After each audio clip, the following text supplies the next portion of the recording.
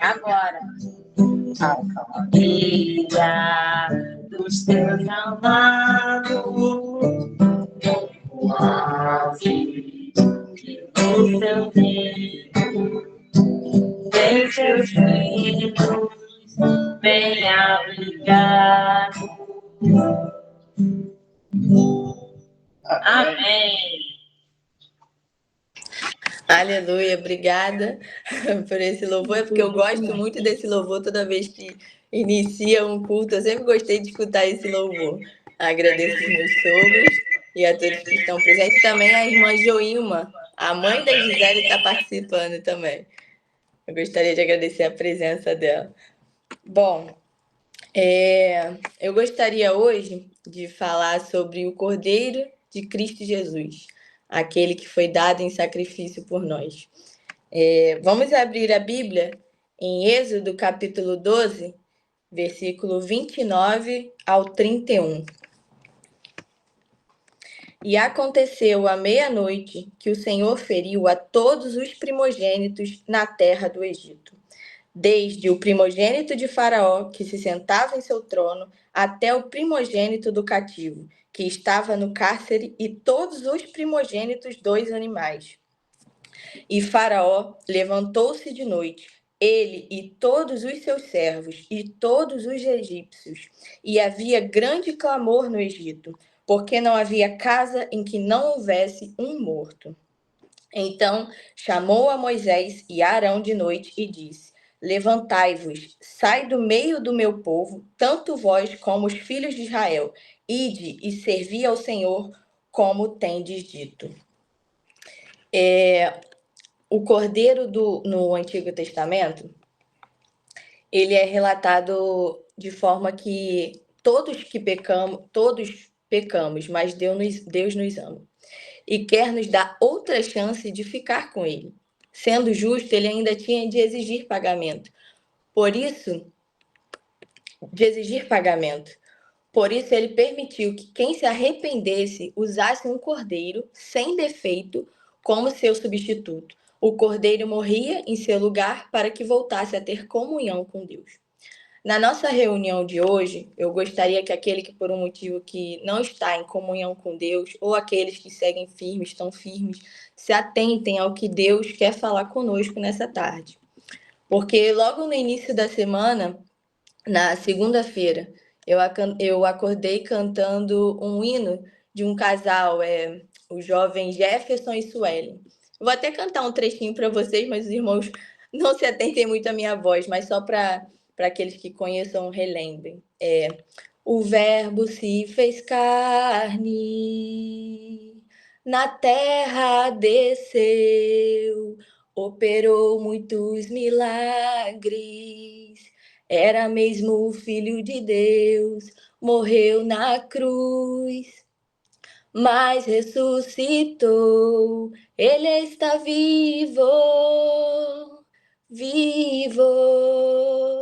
Mas quando fez sua promessa que viria nos buscar, e eu aguardo, estou com pressa, quero ir para o meu lar, sou sua noiva apaixonada, aguardo sua chegada, volta logo, Jesus, vem me leva para casa, o céu é o meu lar, o céu é minha morada, volta logo, Jesus, tenho saudade de casa, o céu é o meu lar, o céu é minha morada. Aleluia. Eu acordei cantando esse hino, aí eu coloquei esse hino e fui fazer, meus afazeres. E então eu comecei já o estudo da palavra após a minha oração da manhã. Eu já tinha tudo preparado para falar hoje, mas Deus incrivelmente disse que queria que fosse outra coisa. Ontem, quando eu acordei, eu tive um sonho do qual era chegado o momento da volta de Jesus Cristo. Nesse sonho estava eu e o meu irmão em um carro, No alto da montanha, a gente escutava um som muito forte, estrondoso, como se fossem de passos, de alguém assim pisando, mas muito forte, sabe? Como se fosse de um gigante. E aí hinos de instrumentos muito alto. E eu olhava assim para o meu irmão e eu falava: chegou o momento, o rei está voltando. E a gente via pessoas, nós estávamos no alto da montanha e a gente via pessoas assim desconhecidas lá embaixo que ficavam andando em círculos, de um lado para o outro, como se não soubessem para onde iriam. Eles tentavam subir a montanha e não conseguiam. E eu olhava assim para o meu irmão, ele me olhava e ele falava: já não há mais tempo para esses. E aquilo, naquele momento, me tomava de angústia. Eu falava: meu Deus, aquelas pessoas então não serão salvas. Mas aí eu via a minha família, eu via pessoas de perto rindo, alegres, subindo. Aí eu pegava assim na mão do meu irmão e falava: vamos, nós vamos para o céu. E a gente subia cantando e louvando o nome de Deus. Então, Deus claramente me revelou que é hora de lutarmos pelos nossos e pelos de fora. A nossa missão é essa, é fazer isso que estamos fazendo, não só aqui em uma live de 1 hora, mas nos nossos ambientes de trabalho, como a gente sempre reforça, como na faculdade, na igreja, até mesmo dentro da igreja, muita gente precisa de nós. E Deus tem nos chamados, que não estejamos fracos na fé e nem desanimados, que estejamos firmes na palavra e pregar o evangelho, porque é isso que Deus quer da gente. Por isso que eu quero deixar para vocês a meditação, a história narrada na Bíblia, no livro de Êxodo, no Antigo Testamento. A passagem conta que Deus mandou Moisés a Arão ao encontro do faraó, rei do Egito, para pedir que os hebreus ficassem livres da escravidão e pudessem realizar um culto ao Senhor. Porém, o faraó recusou 10 vezes o pedido de Moisés, e a cada recusa, Deus enviou uma praga à região. A interpretação do texto que conta sobre as pragas do Egito, no livro de Êxodo, mostra 2 objetivos de Deus ao enviar pragas à região. Além da libertação do povo hebreu da escravidão, em algumas passagens é possível notar a tentativa de mostrar que o nosso Deus é o Deus cristão, ele é mais poderoso que os deuses na mitologia, aqueles deuses do qual eles idolatravam que não existiam. Eu até vi em algumas pesquisas que os estudiosos relatam, e eles relacionam que cada uma das pragas citadas, das 10 pragas, elas têm, como eu posso falar? O Egito tinha essa cultura politeísta, eles acreditavam em vários deuses, né? E esses deuses eram antropomórficos, ou seja, eles eram metade humano, metade animal. Alguns animais eram até considerados divinos, né? Como os gatos. A gente até vê isso quando tem filmes de histórias antigas. Então, quando Deus, o Criador, enviou as 10 pragas ao Egito, ele teria conseguido provar que os deuses da mitologia local não existiam. Ou eles eram fracos, porque não conseguiam acabar com as pragas. E nesse estudo, eles até se assemelham. Por exemplo, a peste dos animais. Ela simbolizava a deusa do amor e da felicidade, que tinha a aparência de uma vaca. Então Deus foi lá e mandou a peste dos animais. E das águas do Nilo, que se transformavam em sangue. Simbolizava como se fosse a divindade das águas no Nilo, que eles também adoravam. E na 10ª, que foi a morte dos primogênitos, que foi a 10ª praga, simbolizava o faraó, que era uma espécie de divindade descendente dos seus, tanto que levaria até a morte do primogênito de faraó, que logo seria também idolatrado por aquele povo. Mas então Deus entra em ação, pois o pecado que havia naquele povo precisava perecer. E o povo de Israel que ali estavam, os hebreus, precisavam ser livrados da mão de Faraó. Então Deus ordena a Moisés essa missão. Quem foi Moisés?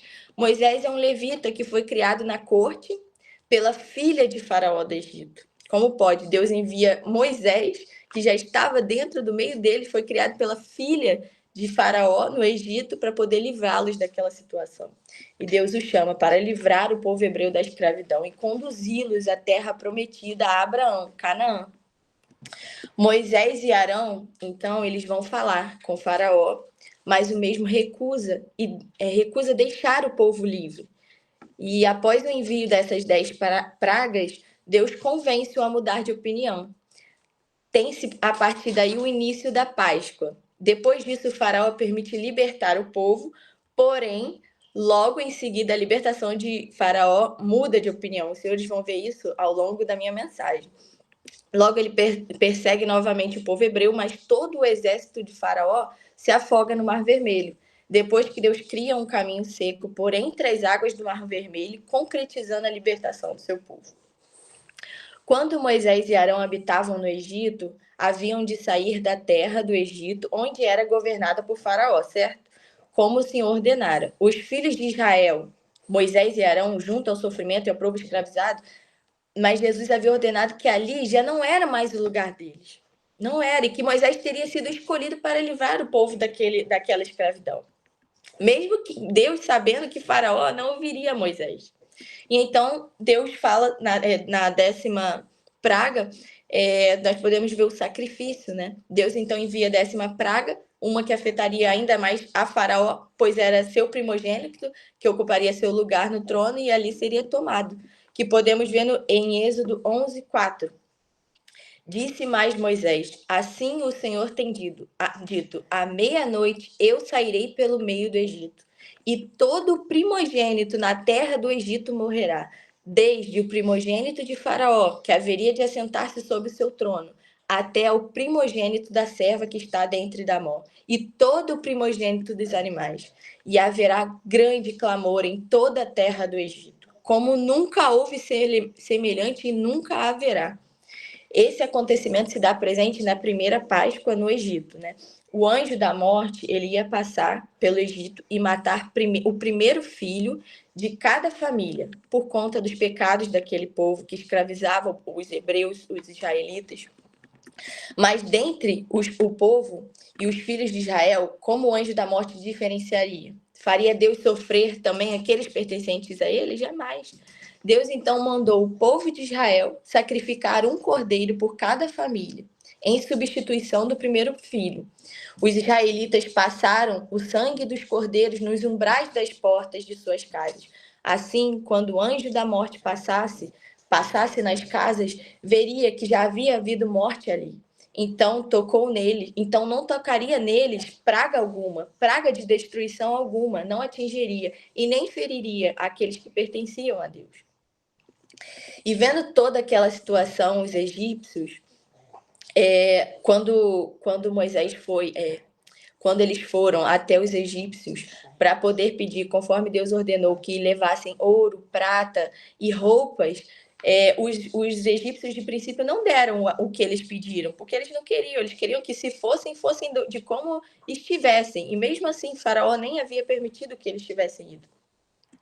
Então, após essa 10ª praga, né, como diz em Êxodo 12:32, nos fala: levai também convosco, após eles se arrependerem e verem o que estava acontecendo, levai também convosco vossas ovelhas e vossas vacas, como tendes dito, e ide e abençoai também a mim. E o Senhor deu ao povo graça aos olhos dos egípcios, e estes lhe davam o que pediam. E despojaram aos egípcios. O povo de Israel despojaram os egípcios. Fizeram, pois, os filhos de Israel conforme a palavra de Moisés. E pediram aos egípcios joias de prata e joias de ouro. E roupas, para que fosse para a peregrinação no deserto. Porém, os egípcios deram porque eram bonzinhos? Não, porque estavam com medo. E Deus colocou no coração deles esse medo, pelo fato de estarem pagando, mesmo sem intenção. Por 430 anos, eles escravizaram os judeus. Mas eu quero complementar com outro aspecto. Quando cita no versículo, despojaram os egípcios. É uma linguagem de guerra. O vencedor despoja o derrotado. Ele leva as gratificações do derrotado quando vencemos uma guerra. Exatamente o que vemos aqui. O grande vencedor, Deus, cedeu aos israelitas o direito de levar grandes fortunas do derrotado. Cristo vai repartir conosco o direito de reinar no mundo que ele conquistou e venceu. E então, finalmente, Faraó libera, né, dá a grande permissão. No verso 33 do capítulo 12, os egípcios apertavam ao povo, apressando-se para que saíssem dali com temor de que não só o primogênito mas temia também que todos seriam mortos. Por isso, os próprios egípcios estavam interessados na partida deles. Mas lembra do que Deus disse a Moisés? Após informar sobre uma praga, depois vos deixará ir daqui, e quando vos deixar ir totalmente, a toda pressa vos lançarás daqui. Saíram às pressas, como Deus havia dito a Moisés. Olha que interessante essa analogia. Passaram 430 anos no Egito e quando saem, saem correndo. E a salvação é um processo muito parecido. Várias vezes nos evangelhos contemplamos a ideia de urgência, de apressar-nos, de voltarmos o quanto antes para os caminhos do Senhor, de pregar o evangelho para aqueles próximos e também os distantes. Mas chega um dia que Deus livra de uma vez e a pessoa se entrega a Cristo com toda a urgência. Sem exagerar, devemos dar essa noção ao que evangelizamos, para que cuide logo, para que esse que estamos evangelizando volte logo para Deus. É tempo de fazermos a nossa parte. É tempo de alcançar o reino dos céus. Tantos exemplos temos visto, quão tamanha é a falta de amor entre as nações, entre o ser humano. Um exemplo, a guerra da Ucrânia. Eu estava vendo ontem que as forças armadas ucranianas anunciaram ter afundado mais um submarino russo que estava localizado num porto e que seria outro grande revés após terem ocupado, né, a Rússia ter ocupado a península. Aí, então, logo depois eu vi que a Rússia assumiu o controle de mais uma cidade estratégica e ainda disseram nos jornais, apareceu na capa dos jornais, que após eles conquistarem essa cidade estratégica, eles colocaram assim: esperamos assim mais combates e muito mais violentos e sangrentos. Irmãos, vejam isso, quantas famílias, igrejas, inocentes, mulheres, crianças têm morrido devido a essa guerra. A guerra já completou 21 meses e nada mais se fala. Nós só vemos notícias, mas eu não tenho visto nem a igreja em si clamando mais. A gente não pode esquecer dos nossos irmãos. Isso já gerou milhares de mortes. Eu estava vendo que tinha mais de 315 mil mortos, mas acredito que já sejam muito mais aqueles que não noticiam, aqueles que morrem, a família busca até hoje. E ainda assim, a mais recente, a guerra de Israel e da Palestina, já somam milhares de mortos também. Nossos irmãos em Cristo. E o pior, quantos desses tiveram a oportunidade de alcançar a misericórdia, de alcançar a salvação? Não podemos nos calar diante disso, nós precisamos fazer a nossa parte antes que seja tarde. Então, ide-vos. Então foi saindo uma multidão, estima-se milhões de pessoas, todos com o mesmo coração, regozijando-se com a libertação dada por Deus. Como o faraó pagou caro por não ter permitido logo? Do que adiantou tanto prejuízo se no fim chegou onde Deus queria? Não adianta lutar contra Deus, a derrota é certa. Quantas pessoas resistem a Deus, pagam um preço caro e terminam cedendo, nem que seja na marra? Os rumores de guerra, as guerras estão aí, prova de corações e líderes duros, perversos e sanguinários. Mas mesmo assim, aquele povo cedeu as joias e riquezas aos israelitas, e Faraó libertou aquele povo e após libertar, ele disse: abençoai também a mim. Se a história de Faraó terminasse ali, poderíamos até pensar que tinha se convertido Faraó, mas sabemos que não foi assim. Pediu por motivos puramente práticos, talvez por medo, mas não por sujeição a Deus. Não se impressione com pessoas que falam muito de Deus, mas não têm vida coerente. Os motivos podem ser diversos, os exemplos diversos. Deve ter sido muito gratificante para Moisés ter sido fiel. Sejamos como Moisés, sejamos fiel à palavra, aquilo que o Senhor ordenou para nós. Nunca devemos ceder às tentações do mundo para nos comprometermos. Tentações explícitas e óbvias são mais fáceis da gente resistir, pois é mais fácil de reconhecer. Perigosa mesmo é a tentação para apenas ceder um pouco. Estamos em dificuldade. Parece que se fizermos um pequeno arranjo com a nossa carne ou com o inimigo, tudo ficará bem. É difícil resistir a uma situação assim. Por outro lado, é tão gratificante permanecermos firmes e, se Deus quiser um dia ver tudo resolvido, se não que seja como Ele quiser, mas que estejamos nos planos do Senhor e não sairemos dele. Então eles foram embora, e durante a peregrinação desse povo no deserto, Deus mostrou que estava com eles, dando-lhes colunas que nada mais é do que a manifestação da presença divina. Ele enviou uma coluna de nuvem para os guiar e proteger do sol de dia. À noite, uma coluna de fogo para os guiar, fornecendo luz e aquecer durante a caminhada. E aquele povo, com o coração queimando de alegria, peregrinando, ainda assim Faraó envia seus exércitos e os encurralam pelas montanhas dos dois lados, os cercando, ainda vindo por trás pelos lados, e à frente vinha o Mar Vermelho. Pela frente estava o Mar Vermelho, mas então continuamente Deus estava com o povo. E o mar foi fendido ao meio para que o povo passasse pelo meio seco. Então, quando os seus perseguidores estavam passando no mar, foi fechado. E então Deus foi glorificado. O que eu quero dizer, irmãos, com essa palavra e essa comparação, é que no Antigo Testamento é relatado que um cordeiro era oferecido porque se arrependia dos seus pecados. O cordeiro tomava o lugar daquela pessoa e era sacrificado. Já no Novo Testamento, o próprio Deus que faz o sacrifício do seu cordeiro, o seu único filho, em favor de toda a humanidade, em favor de todos nós. Quando ele morreu na cruz, Jesus tomou o nosso lugar. Jesus é chamado de Cordeiro de Deus, porque ele ofereceu como sacrifício pelo meu e pelos nossos pecados. Quando Deus direciona os israelitas a passarem aquele sangue nos portais das vossas casas, em substituição, ele o livra da morte. Mas a morte de um cordeiro era um sacrifício imperfeito. Afinal, era só um cordeiro. Não podia mudar a natureza pecaminosa daquelas pessoas. Sempre que a pessoa pecava, ficava em dívida. Por isso, os cordeiros tinham de ser sacrificados regularmente. O sacrifício do cordeiro era um sinal de fé, de um sacrifício maior que um dia iria ser feito. A morte do nosso Senhor Jesus Cristo e a salvação de todos nós. Para nós crentes, irmãos, ainda há outra ideia de urgência no trabalho de Deus. Afinal, qualquer hora podemos partir e acabará a nossa oportunidade de servir. Ou a qualquer hora Cristo poderá voltar e levará consigo a igreja do Senhor. E eu quero que eu, você, a sua e a nossa família estejamos prontos para alcançar os céus e ali habitarmos juntos com o Cordeiro de Deus. Juntos com Deus no céu, onde não haverá mais dor ou sofrimento, onde aqueles que já se foram participam com alegria.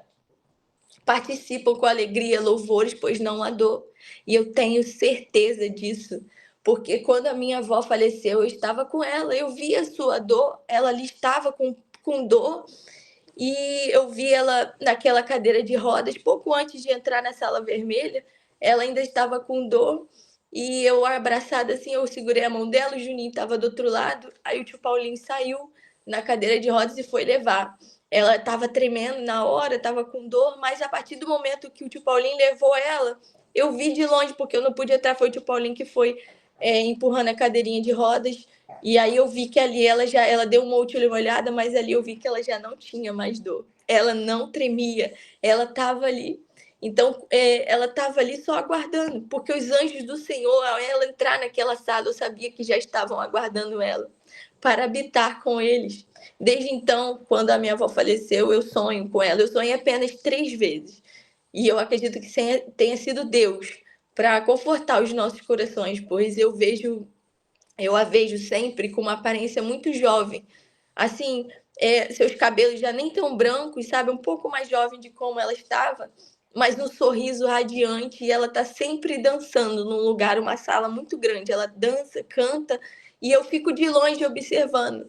Então, acho que é uma forma de Deus acalmar o nosso coração, porque ela, onde ela está, é onde nós habitaremos por toda a eternidade. É onde nós estaremos felizes, alegres, cantando com aqueles nossos que já se foram. Eu não fico triste porque minha avó se foi, mas olha onde ela está. Ela está muito melhor do que nós. E Deus provou isso, que ela estava muito feliz no meu sonho. Eu tenho certeza que ela está. Ela está com o marido dela, com os netos dela, com os pais dela. Não há outro lugar que ela poderia estar melhor. A gente aqui ainda tem muito que viver, se assim Deus nos permitir. Então vamos pegar essa oportunidade, irmãos, para buscarmos de todo o nosso coração, porque a nossa recompensa não está aqui, ela está com Cristo Jesus. Vamos buscar, vamos fazer aquilo que Deus tem colocado nos nossos corações. A minha palavra hoje, ela não ia ser direcionada para esse tema, mas Deus decidiu que fosse assim. Aqui eu estou diante dele e de vocês para pregar e pedir para todos aqueles, qualquer oportunidade, vamos pregar, vamos ser exemplos aonde nós estivermos. Eu peço a Deus todos os dias, Deus, que eu tenho uma palavra para dar, para se a pessoa me encontrar na rua, eu quero dar uma palavra. Eu quero olhar para aquele que está indefeso e poder ajudar com uma palavra. Às vezes a gente não tem como ajudar de outras formas, mas uma palavra mostra, uma palavra transforma a vida de alguém. E é isso que nós devemos ser. Eu agradeço a oportunidade de todos os visitantes que participaram, que a minha palavra venha tocar no coração de cada um de vocês que estão aqui presentes. Agradeço por um tempinho que todo mundo tirou para estar aqui, que não estejamos somente nessa live, mas mais tarde no culto de domingo, na terça, na quarta, na quinta, na sexta, em todo o tempo, que possamos fazer a obra de Deus. Agradeço a oportunidade em nome de Jesus. Amém. Breve vamos terminar a batalha aqui e para sempre descansar com Jesus ali. Todos os que são fiéis ao bom capitão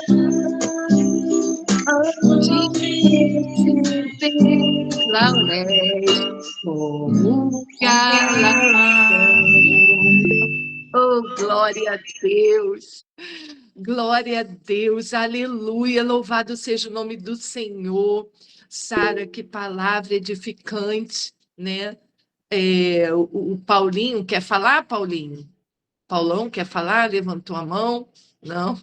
Então, que palavra gloriosa. Que sonho, né? Que sonho, Sara. Nossa, eu fiquei aqui meditando, vendo, né? Imaginando como você viu tudo aquilo lá naquele cume da montanha, né? E será desse jeito mesmo?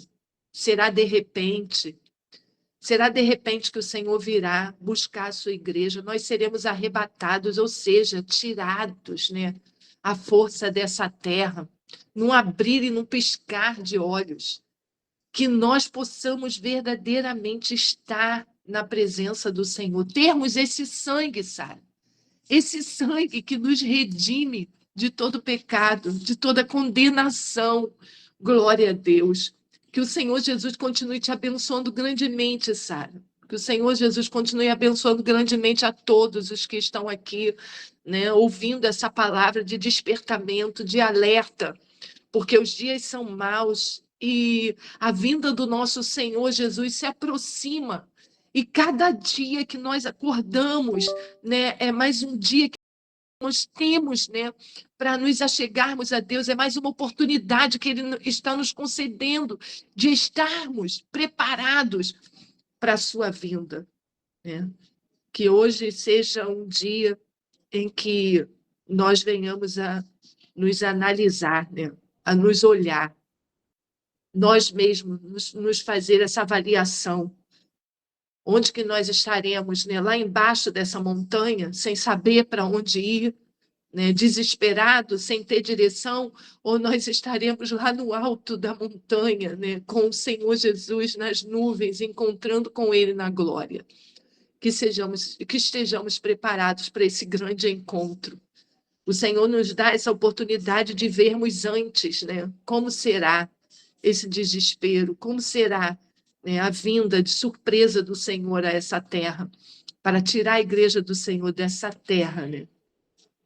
Então, que nós possamos estar preparados, irmãos. Eu louvo a Deus por cada pessoa que está aqui, por cada visitante, né, que nos honrou nessa tarde, que você possa levar essa palavra ao teu coração e que você possa compartilhar essa palavra com a sua família, né?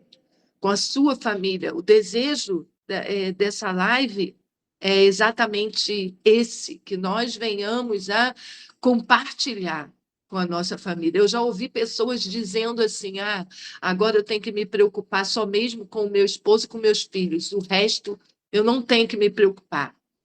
Não, irmãos, não engane o seu coração. Nós somos testemunha de Deus e nós temos que lutar, sim, por todos os próximos, né? Toda pessoa que é próxima, nós temos que evangelizar e falar incansavelmente do amor de Deus. Então, não desista da sua família, não desista da sua casa, não desista dos seus amigos, não desista, né, do seu irmão, Continue orando. Inclusive, a palavra de Deus hoje na igreja foi exatamente essa. Não desista do seu irmão, não desista do seu filho, não desista do seu amigo. Continue clamando, continue orando, continue pedindo a Deus, porque é a oração que move os céus, né, em nosso favor. Então, que Deus possa continuar nos abençoando grandemente, né, por essa oportunidade que Ele nos dá, e que essa palavra possa arder no nosso coração e que nós venhamos buscar cada dia mais intimidade com o Senhor, né? Intimidade com esse Deus maravilhoso. Glória a Deus. Eu queria pedir ao nosso pastor que está aqui, né, pastor Carlos, né, vamos dar honra, né, ao servo do Senhor, ele é ungido do Senhor, então ele vai estar orando, agradecendo a Deus por essa live maravilhosa, né, que o Senhor nos concede, e entregando a Deus a nossa semana, né, que se inicia hoje, esse primeiro dia da semana, colocando na vontade de Deus a nossa vida, a nossa semana, e agradecendo a Ele por essa palavra que Ele trouxe aos nossos corações nessa tarde. Pastor Carlos. Amém, né? A paz para todos mais uma vez.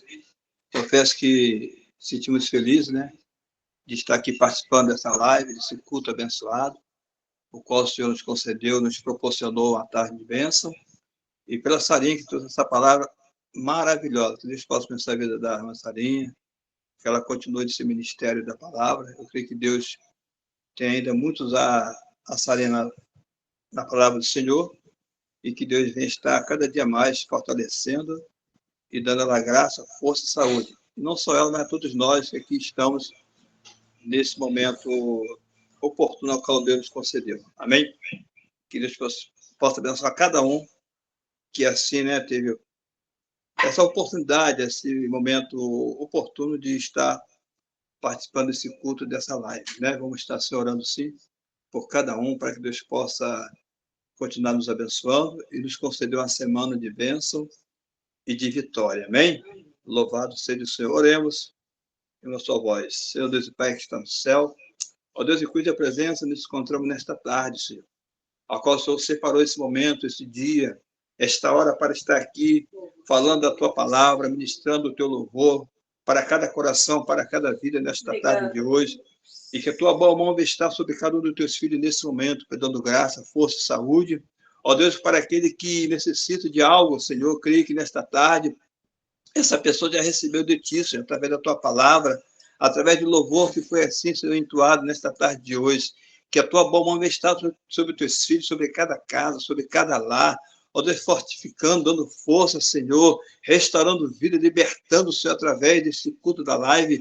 Eu sei que não irá ficar só nisso, sei que o Senhor tem ainda, Senhor, a estender as tendas. Eu creio que o Senhor tem coisas boas ainda para fazer no meio dos Teus filhos e no meio do Teu povo. Abençoa a Tua filha, irmã Beth, a qual está de frente para dessa live, desse trabalho, Senhor. Que Tu possa abençoar a Tua filha, a Tua casa, o Teu lar, o Teu esposo, Senhor. Entra com providência naquele coração, naquela vida, Senhor. Eu sei que o Senhor tem um propósito, sei que Tua filha tem pedido a Ti, Senhor, em prol do Teu esposo. Eu creio que o Senhor vai fazer, Senhor, aquilo que lhe apraz na vida do Teu filho, Senhor, e vai falar com ele ainda, querido Deus, através deste culto, através, Senhor, desta reunião. E que a Tua mão vai estar sobre o Teu filho também, sobre a casa da Tua serva, sobre o lar da Tua filha, Senhor da glória, e sobre cada lar que aqui se encontra presente nesta tarde, Senhor. Abençoa Teus filhos, abençoa Tuas filhas, seja conosco, Pai querido. Abençoa meu lar também, as nossas vidas, ser conosco, Pai. Nos conceda uma tarde de bênção, de vitória. Uma semana, Pai, debaixo da Tua presença, Senhor da glória. Uma semana abençoada, uma semana de paz, uma semana de alegria, uma semana de vitória para cada um dos Teus filhos nesta tarde, Senhor da glória. Assim entregamos para esse culto nas Tuas mãos, essa live. Ser com Teus filhos. Obrigado por tudo, querido Deus, não só hoje, mas que assim venha a ser para todos sempre. Amém e amém. Glória a Deus. Olha, semana que vem a Vera será a preletora, tá bom? Do domingo. Vera está aqui presente. Eu já Vera, estou Tá aqui, tia. voltando para São Pedro. Ah, tá bom. Então, domingo que vem a O palavra. Nessa me chamou para ir no aniversário dele. Então, domingo que vem a palavra está contigo, tá, Mona? Que Deus possa te abençoar grandemente. Mais uma vez, eu quero agradecer a todos, mais uma vez agradecer ao nosso pastor, com a sua família, Gisele, e os demais que estão aqui, Sarinha, por essa palavra maravilhosa. Deus nos abençoe e nos guarde, que a bênção do Senhor seja sobre a nossa casa, nossa família, nosso ministério, em nome de Jesus. Amém? Está terminado o trabalho. A paz. A paz para todos. Um abraço. Até a próxima. A paz. Amém. Deus abençoe. Toma a benção.